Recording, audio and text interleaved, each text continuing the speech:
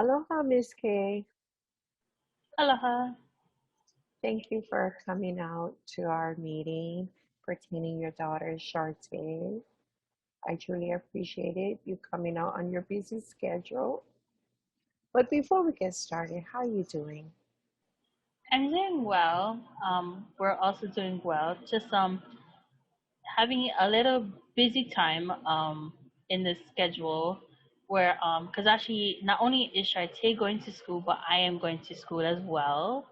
I am actually finishing my bachelor's, and soon by next, hopefully by next spring, I will get going on to my master's. Oh my God, that is a lot on your plate. I can't imagine what you guys are going through. It's not easy.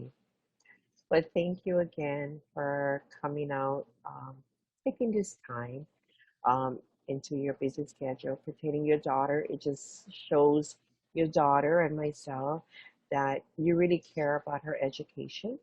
And I just truly appreciate that you taking that time. At first, the objective of this meeting is basically we identify students through their screening of their progress of assessment.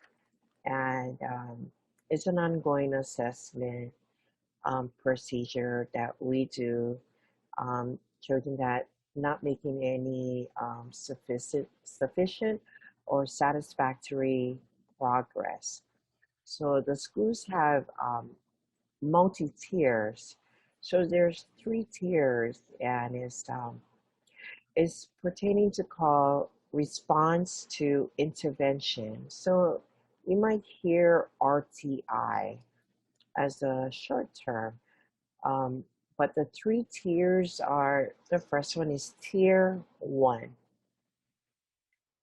Tier one is basically it's a general, the children, the students are in their general education classroom and they're in reading with no interruption of 90 minutes of instruction and it's in their reading block. And that's tier one.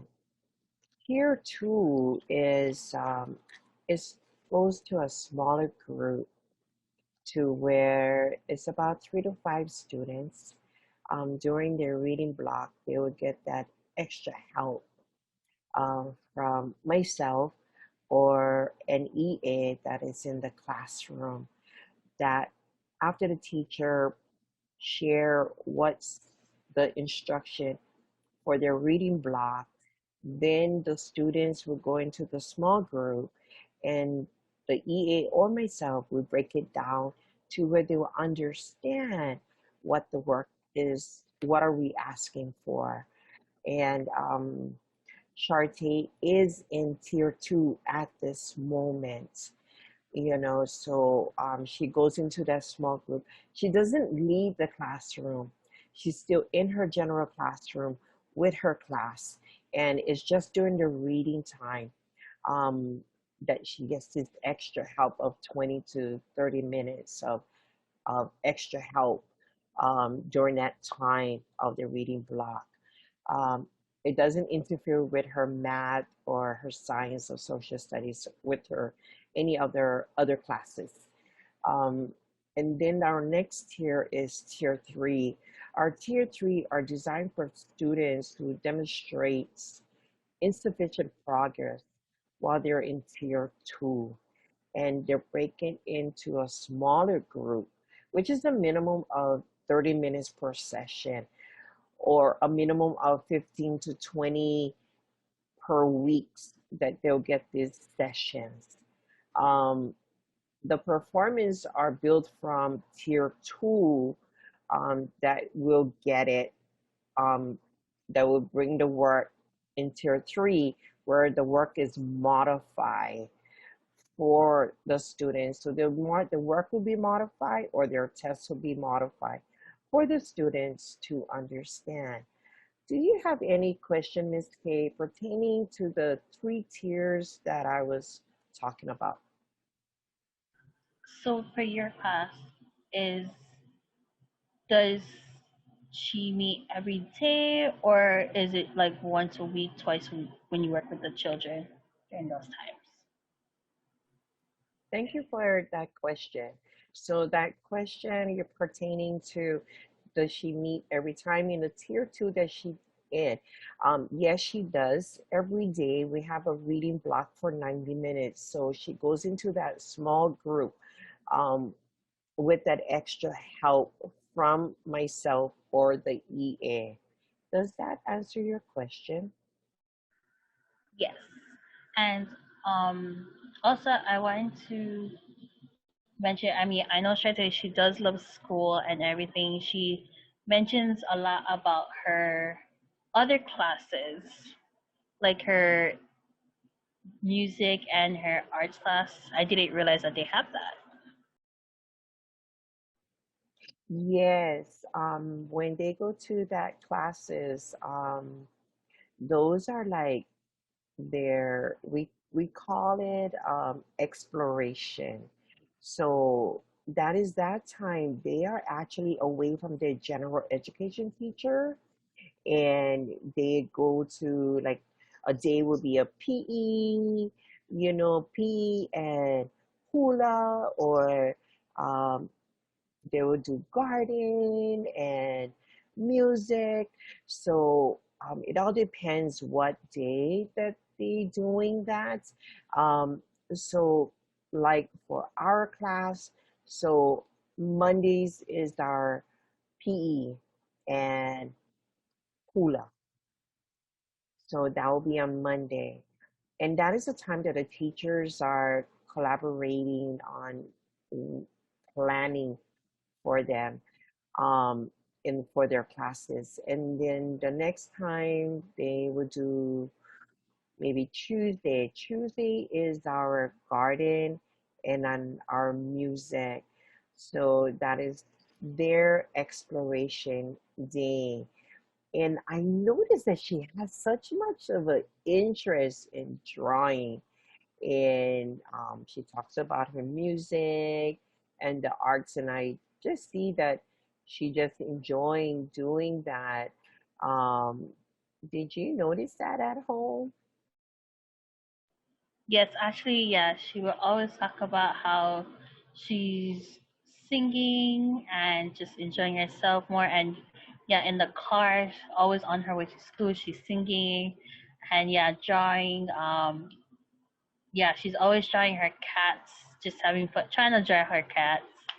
Yeah, because we have three cats at home, and so she has two boy cats and one female. All of them is neutered and spaded, so no extra kittens. Woohoo! And so yeah, she just enjoys all her cat things.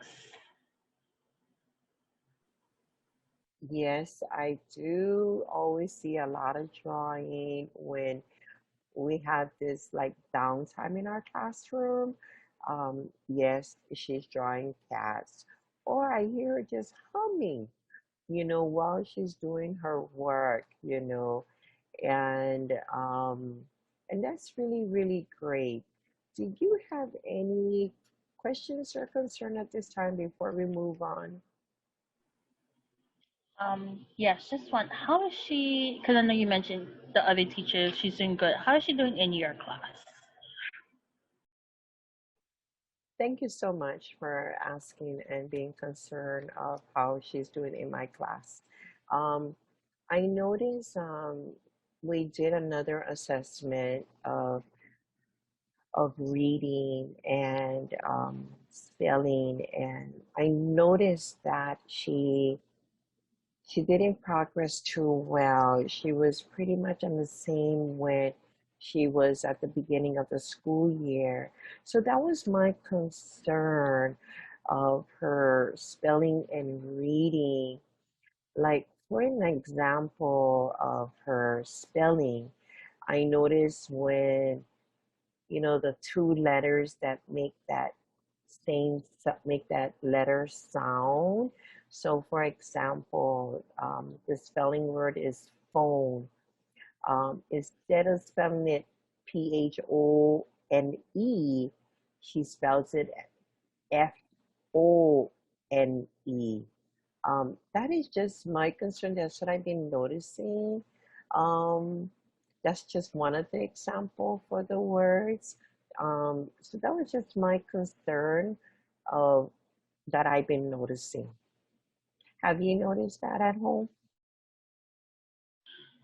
Yes, I actually noticed it when the one day that I was able to help her in her schoolwork, and when she was doing her spelling words and trying to sound them out and everything, she was writing it like for elephant. I even saw where yeah the ph turned into an f, and I was like, no, Sharte, it's not f, it's ph. But she also like, mommy, it sounds like f, you know. And so by telling her, no, this is not how it is, and then sometimes she gets a little frustrated at home, and I could see why because, throughout her preschool to second grade, she was in the Hawaiian Emergent School where they teach Olala Hawaii first before they even speak English. And and then even with her grandparents, when I'm at school, I leave her with her grandparents, but then they don't help sometimes because they're a little in English, but not too much because they're mostly Olala Hawaii. They're that generation as well. And so it's mostly up to mommy to help to do her. But mommy's in school at times, so yeah. But there are times, yeah, I notice it. Thank you for sharing that, Miss Kay. I truly just appreciated um, how you mentioned about there is a lot of Olela Hawaii when she's with her grandparents, and you notice that um, with her spelling of her words, the two letters that sound like one of our letters. And I truly appreciate that you notice that. Um, so at home, you kind of just jumped onto it because I was just about to ask about, what is the language that you guys speak at home? So she's getting a lot, it's like they're kind of probably going half and half, or it's probably more of a little Hawaii and then so much on English. Is that correct? Yes, it'll be more English when she's with me, only me. Yeah, she'll be when she's at home. It's English. I try to help her on the English part, so where she can converse in both worlds. Yeah, so that when she goes to school, she can converse with her friends, her new friends that she made at school, and tell her to remember that she's no longer at that school because since we did move, and that's when I transferred in the beginning of the year because it would be a far drive for me. And yeah, my classes were start sometimes early in the morning, so I really couldn't keep her there. And so yeah, so that's where I teach it, and then yeah, to kind of keep it alive, her grandparents are the ones to do the Hawaiian Olala Hawaii. Oh, thank you to her grandparents to keep that Olala Hawaii still going on. And but I thank you so much. But in all, can I share some of the resources um, that can probably help at home, even to adults? It's called hawaiiliteracy.org. Did you ever heard of Hawaii Literacy?